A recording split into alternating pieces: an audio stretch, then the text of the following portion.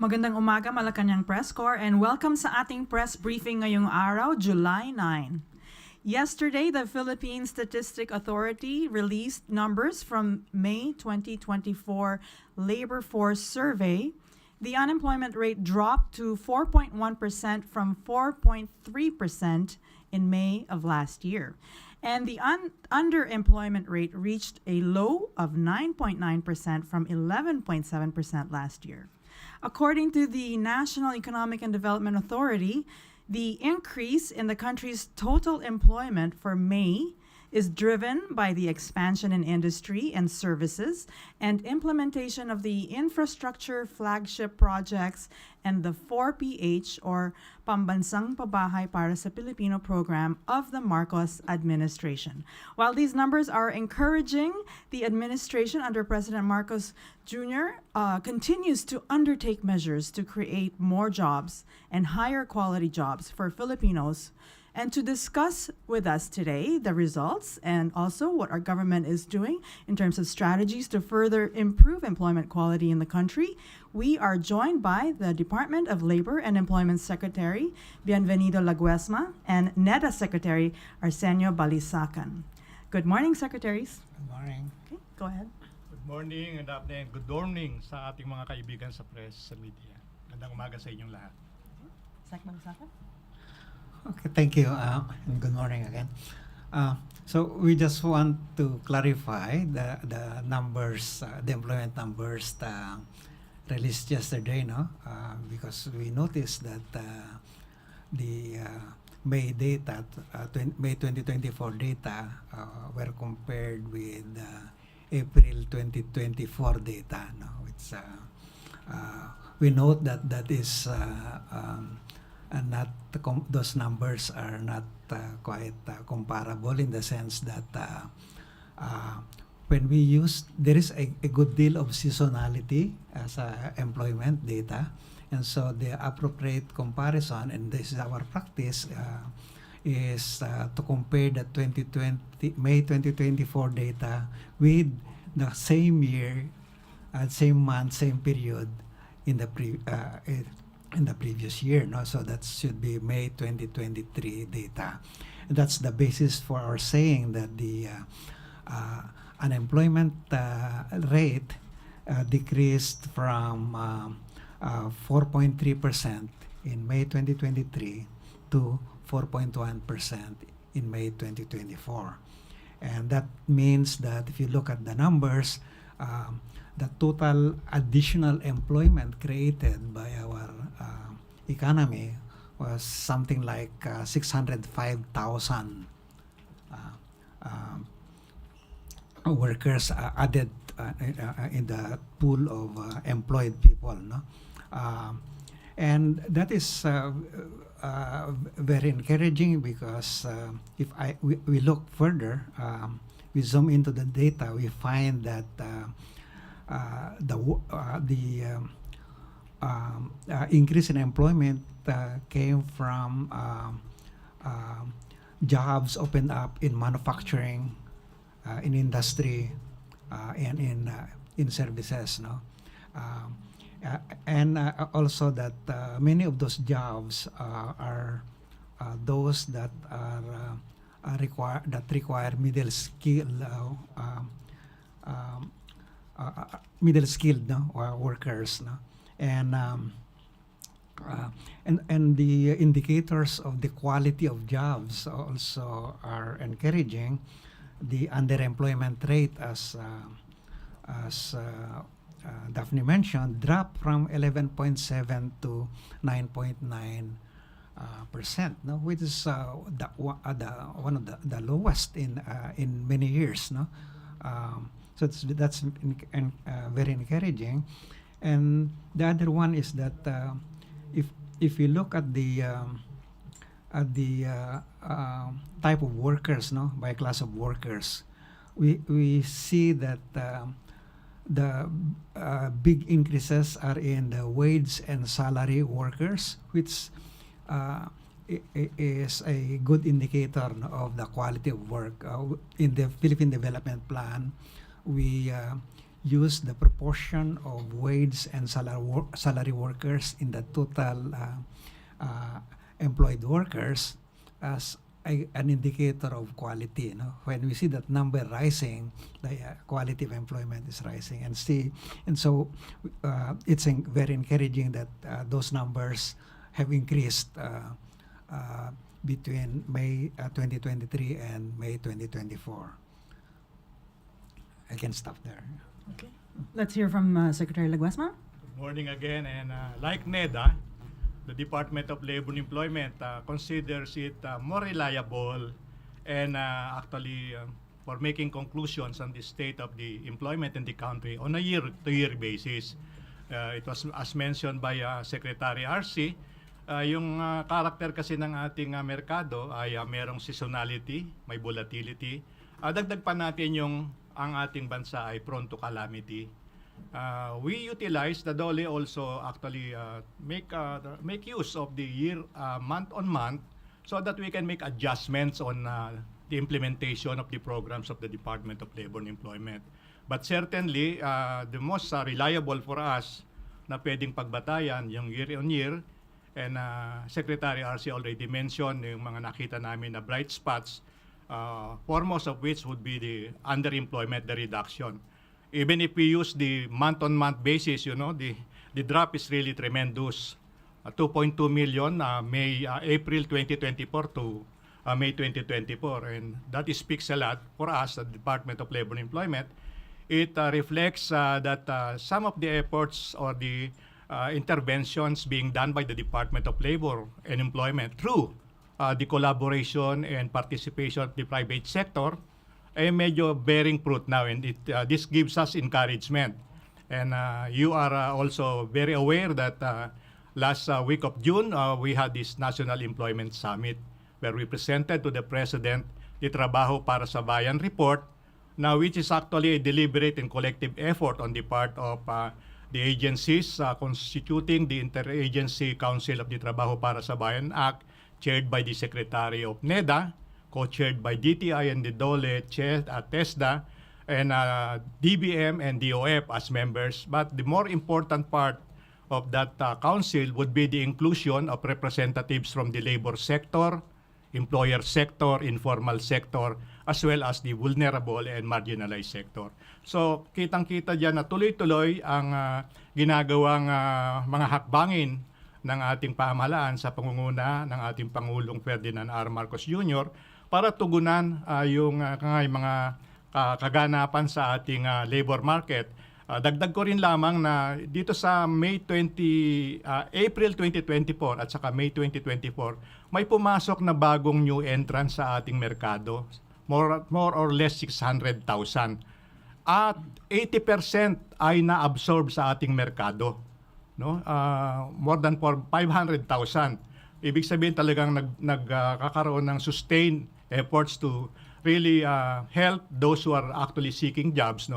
Hindi naman nawalan ng trabaho yung hindi nasama dun sa nadagdag, kundi siguro hindi sila nakakita ng appropriate na trabaho, and that remains to be a challenge for the Department of Labor and Employment, the NEDA and DTI, as well as the other departments na really focus on really making sure na ang employment opportunities will be available to our working men. So, Okay, thank you, Secretaries. We open the floor to questions, starting with Katrina Domingo, ABS-CBN 2. Good morning, Secretaries. How will the recent wage hike affect the employment numbers, considering that some employers have already expressed that they will not be able to sustain several workers because of the adjustment? Our estimates of the data that we have seen so far and the levels of adjustments are quite reasonable because these are sets by the various regional wage boards, where the three parties, the labor, the management and government sit together. Now, so they're not really that constraining when it's come to the economy, for so long as those wage adjustments are not too high to discourage investments, those adjustments are welcomed. And the data that we have seen is that as of March, April this year, those adjustments are simply adjusting to the level of inflation and a little bit more, no? So that the purchasing power of workers' wages and salaries will not fall, and that should not be a worry to the business community and to even for us as economic managers, because the impact of that on inflation or on growth is not that much. No? We can absorb that. Yes, just to add, the adjustment actually, let me emphasize, is actually on the minimum wage. It is the entry level, the floor level, para maproteksyonan, mabigyan ng social protection yung mga manggagawa so that they will not be subjected to undue low pay. Over and above the minimum wage, that can be subjected to further discussion or negotiation between the employer and the worker in companies that do not have not been organized or do not have unions. In the case of those with unions, the appropriate mechanism will always be collective bargaining negotiation, because the CBA or the collective bargaining agreement should contain provisions of benefits over and above the minimum. Just try to look at, in relation to your question, how would it impact? You are also very aware that a big majority of our existing businesses belong to micro, small enterprises. And that's why the members of the tripartite board, meaning there is a representative from the employer, the worker, and then NEDA, DTI, and DOLE, would really look at all these factors actually provided under the law to make sure that the needs and interests of the workers and their families are protected, including the business, with them having the opportunity for a fair return of investment and for expansion and growth, as well as countryside development and the possibility of creating more employment and thereby providing members of the family, or say a family of 5 with 2 or 3 members who can actually work, yun yung papasok sa family income. So, sama-sama yan. Yung nakaraang taon, nagkaroon din ng epekto yung adjustment na binigay ng National Capital Region Tripartite Wages and Productivity Boards. If I recall correctly, merong more or less mga 20,000 na naapektuhan doon sa ginawa lang adjustment. I'm not yet sure kung gaano ang magiging epekto niyan nitong 35. Sabi kasi maliit, pittance, insulto, pero there is no intention of the board to really go to that kind of direction. The direction is really how are we able to maintain the employment level and sustain the growth of the economy.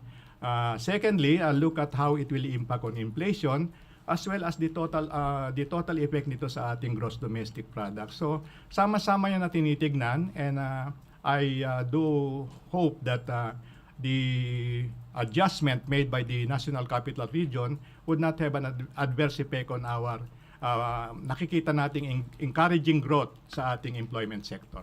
Sir, follow-up question for the NEDA. Do we have an estimate as to how many workers will be affected by this current adjustment? Will it be bigger than the last year's 20,000 workers, or will it be smaller than that? Well, yeah. Okay, let me, for the wage orders that have been issued as of March 2024, no? I still have all the numbers, but our estimates so far suggest that the national output GDP would be impacted negatively, but it's a very small impact. No? It's just about 1/10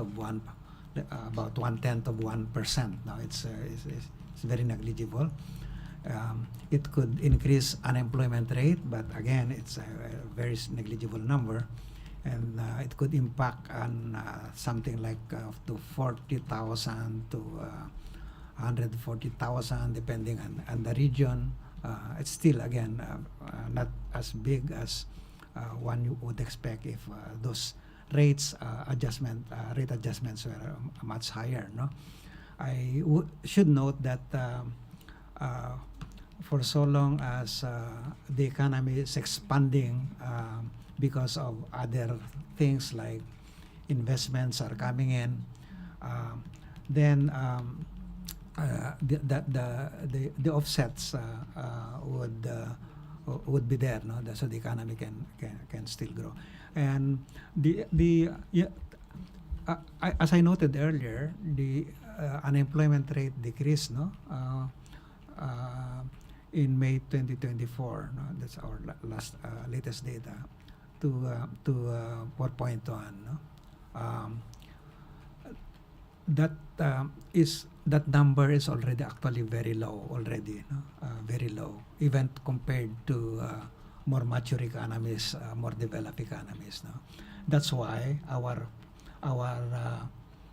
focus as economic managers is not so much on the employment per se, but the quality of jobs that we are now focusing on, and so we want to ensure that that quality of jobs would provide decent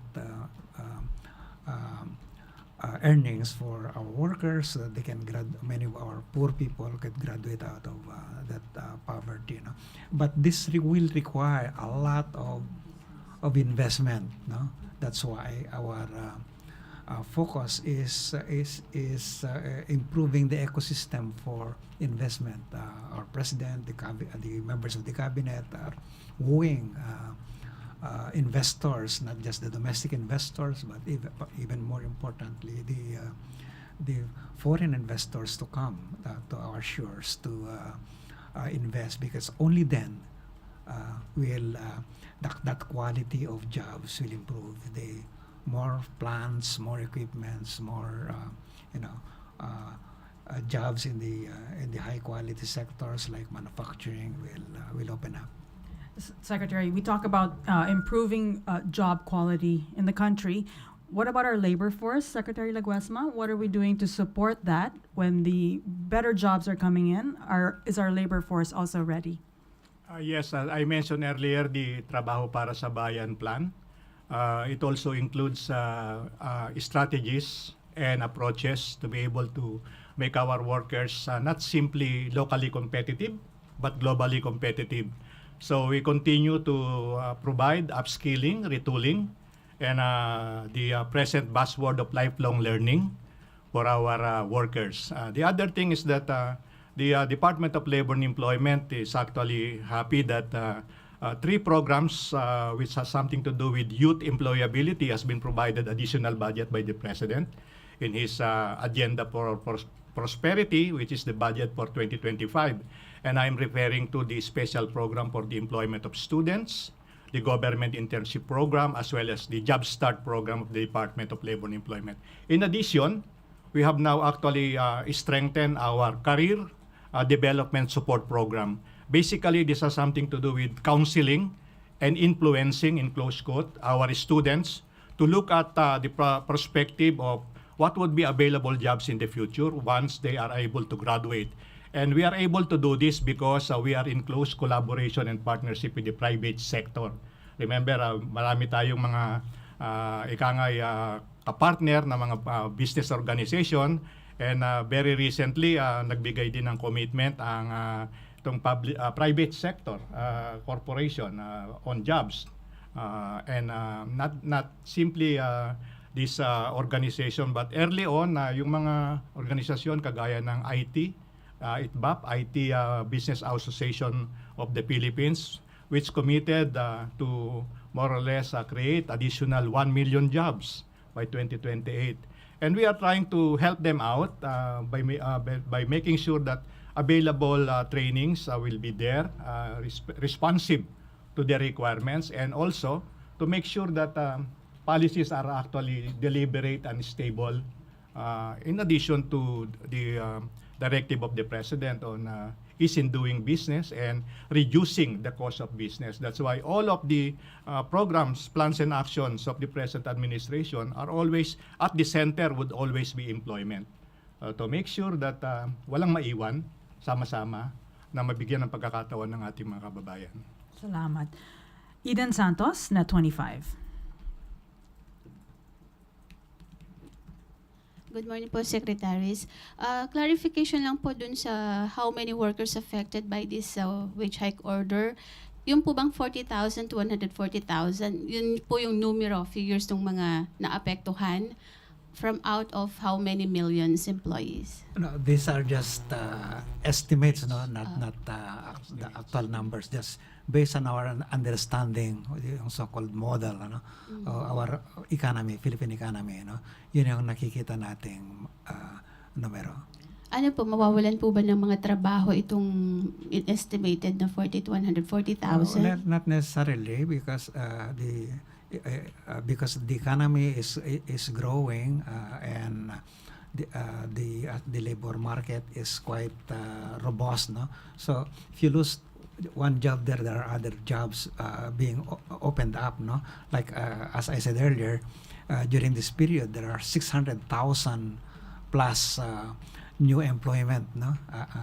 These are new jobs opened up in the economy. So and our economy continues to grow at 6 to 7% this year, no. So that's will be accompanied by quite a lot of jobs. But again, our focus is really improving that quality of jobs, so that we can achieve our single-digit poverty reduction by 2028. Yan yung ano namin eh. The only way we can do that is the quality of jobs must improve.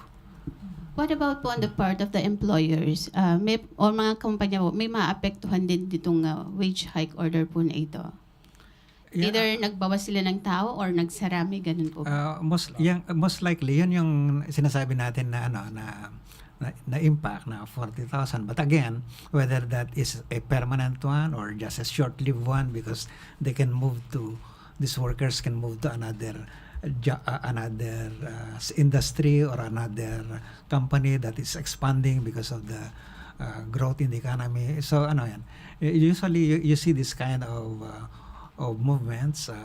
You lose your job for 1 month, 2 months, and then you find another job, and for so long as that better job that you're moving in is a better. Secretary, I'm referring po dun sa mga kumpanya naman po na pinagtatrabahuan itong mga posibleng maapektuhan po ng wage hike order.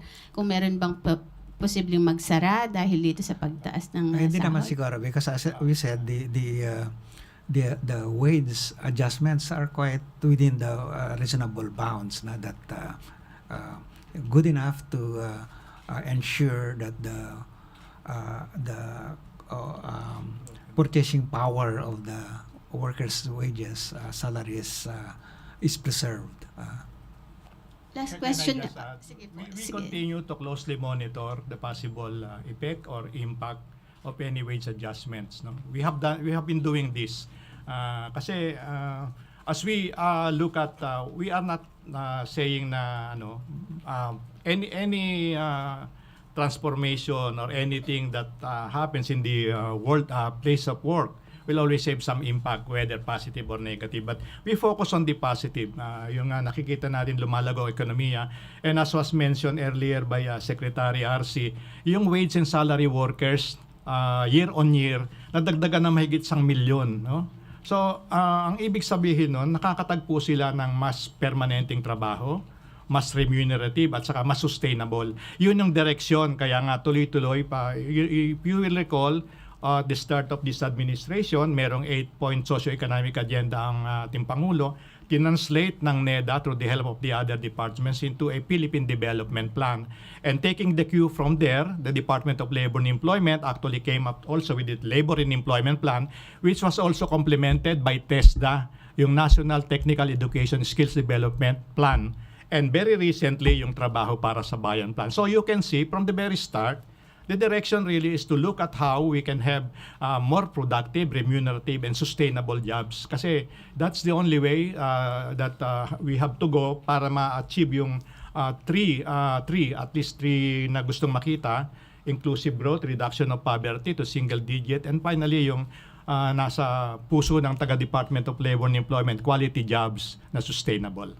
Sa ano lang po dun sa part nung yung 4PH, yung pambansang pabahay program po, medyo hindi po yata na sustain or na ma-reach yung target po. May effect po ba ito sa ating ekonomiya? No, hindi sa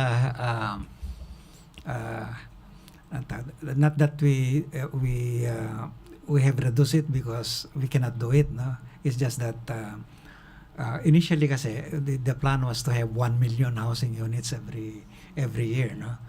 When we look at the implications of that on the economy, particularly on the fiscal issues, ang decision natin, ang sabi natin was hindi kaya because it can impact on the other sectors, because the program requires subsidizing the beneficiaries, because the targeted beneficiaries are the low income households, no, and it involves giving interest subsidy to the loan, so, and that's borne by government, no. And as we put in more money there, of course we would have less resources for education, for health, for infrastructure. So, we have to balance to ensure that the economy is not affected adversely. So we are still keeping the program, but not at the level that was originally produced. But it's still very significant, and it's going to contribute to additional jobs. And in fact, that's, as we said, that's where many of these jobs that were generated, this 1.5 new jobs, new employment created, no, as opposed to the 40,000 na displaced by that minimum wage, no. You think about this 1.5 million new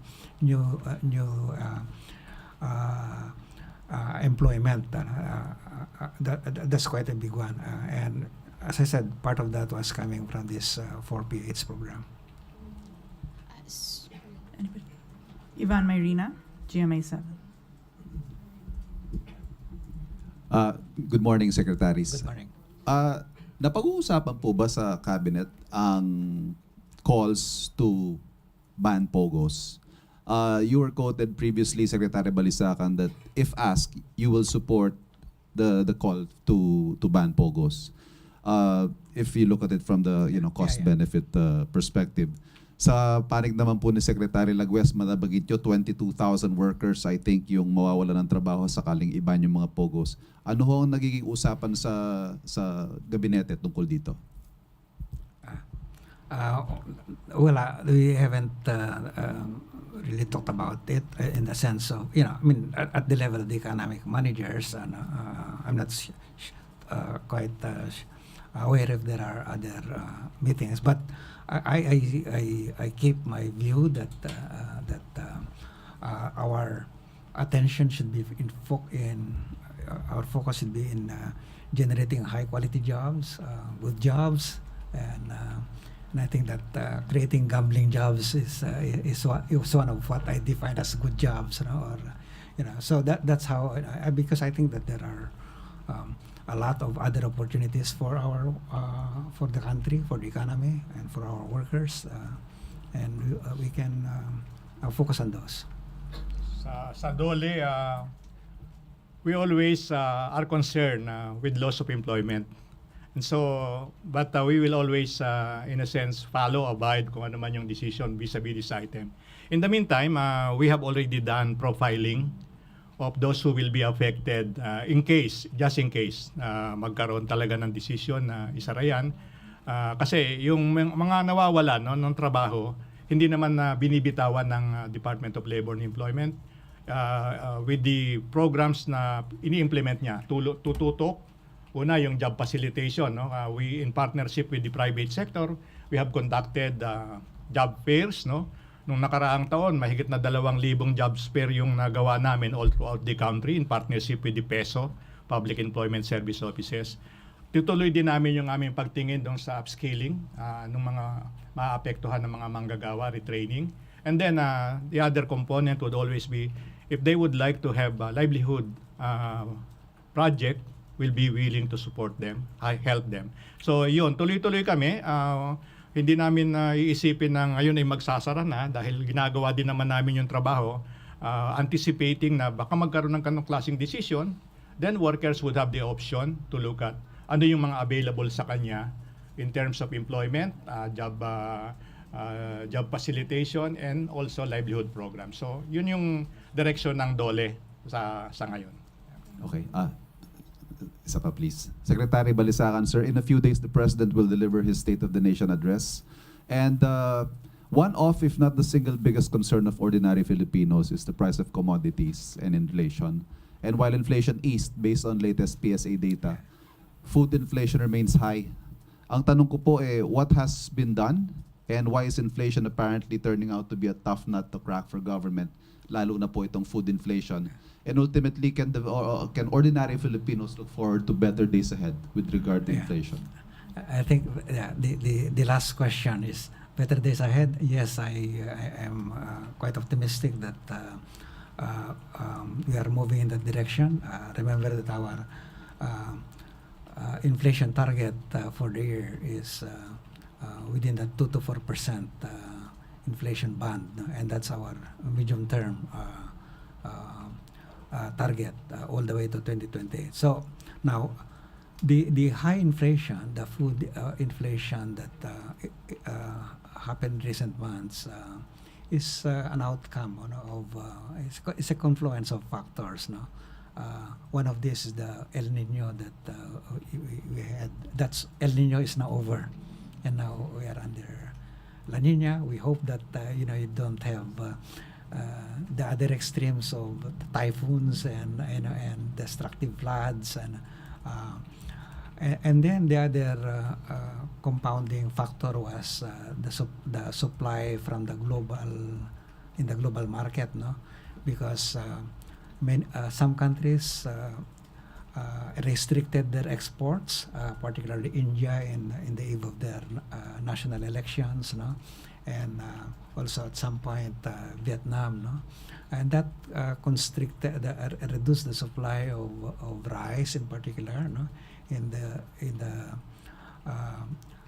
global market, and it led to a sharp increases in world prices, and that lasted for, and it's still there, at a highly elevated level, no. For our meats, as you know, we had the ASF for that impact quite heavily on our swine, you know, and so those things, and then we have all this supply chain issues. It has occurred to us. It's a big realization on our part that the lack of logistics, you know, and warehousing and cold storage systems in areas where we produced our food is a major constraint, and so the government over the past 2 years has now been investing into this infrastructure. We are supporting a major push in our logistics, warehousing, and distribution. We are, as you know, we are also opening up a bit more the economy so that we can we can stabilize prices, because that's one of the tools available for the economy, for us, no? So those are some of the things that have happened in the past, and our efforts in the past few months have been to address those issues, particularly in agriculture. We have in the last 2 years during this administration, and even in the budget proposed for 2025, the increase in the budget of agriculture is very high compared to many other sectors. And the intention really is to get that productivity growth happening in our sector, so that we don't have to import too much, we don't have to be too dependent on imports. That's the whole intention of our president when he did push for a much higher budget for our agriculture. Last for Secretary Laguesma, sir. Sa kaugnay po na tanong, isa rin sa mga pangunahing alalahanin ng mga Pilipino yung trabahong may katiyakan at yung sahod na nakabubuhay, lalo't patuloy nga po yung mataas na presyo ng mga bilihin. Ang tanong po sa DOLE, are we creating jobs at the rate that we would like to see? And what jobs are we creating? At sa usapin po ng sahod, ano ang asahan ng mga manggagawang Pilipino moving forward? Let me just emphasize that the job generation and job creation is actually the domain of the private sector. Government's responsibility is to be able to create an enabling environment conducive to business. So that means kasama yung mga polisiya na ikangay stable, nagkakaroon ng tamang pagpaplano ang mga negosyo. At kasama din yung ang usapin may kinalaman sa paghahanda sa ating workforce. I mentioned earlier interventions or programs of the department vis-a-vis youth employability. We also would like to also emphasize that the latest survey of PSA showed that nadagdagan ng mga participation ng ating kababaihan. Hindi sila iniiwanan, tinitingnan lahat kung ano yung pwedeng maitulong ng departamento. So tuloy-tuloy, Ivan, yung ginagawa ng Department of Labor and Employment. As we say, we also look at balancing, not simply yung pangangailangan ng mga manggagawa o kanilang mga needs, pati yung kapasidad ng ating mga employers. And that goes to say na dapat meron din silang encouragement in terms of a fair return of investment and opportunity for expansion and growth. So these are actually things that we do. We try to balance. We will never ever be able to strike the very perfect balance. Even on the matter of providing or coming up with an adjustment in the minimum wage, it's always a thankless job. But we are actually responsible because that's the mandate provided for by law.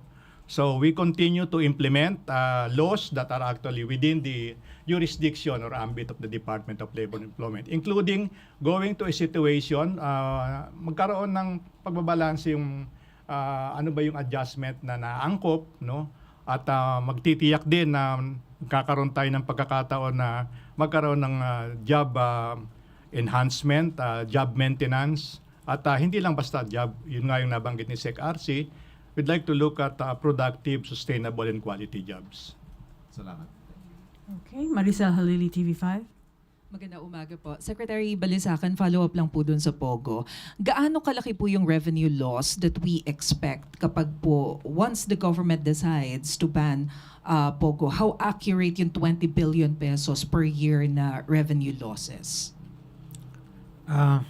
I don't have the numbers with me, so I can't respond to the actual that estimates. But I recall that when I was asked about this earlier, then we did some estimates at that point. But again, it's not. It may be a big number, but the cost and particularly social cost of POGOs are quite high. And also, we are trying to position our country as a legitimate place for business, where we are trying to attract investors to come, tourists to come, and so the least that we want is to have a reputation na nandito yung mga criminals, nandito yung things like that. So the social cost, the way we view it, NEDA may not be worth those revenues, because if we succeed in generating those jobs anyway, we will get much more than what we lost. And sir, as early as now, meron na po ba tayong tinitingnan na possible alternatives na source of revenues just in case na mag-decide na i-ban na yung POGO? Yes, because if we expand the businesses, then we generate more revenues from income taxes, corporate taxes, from all kinds of